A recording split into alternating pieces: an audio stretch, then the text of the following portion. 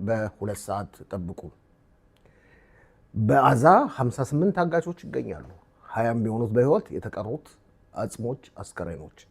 እስራኤል መከላከያ ኃይልና ብሔራዊ ደህንነት በጋራ ባደረጉት ጥረት የሁለት ዜጎቻችንን አጽሞች ለማስለቀቅ ችለዋል።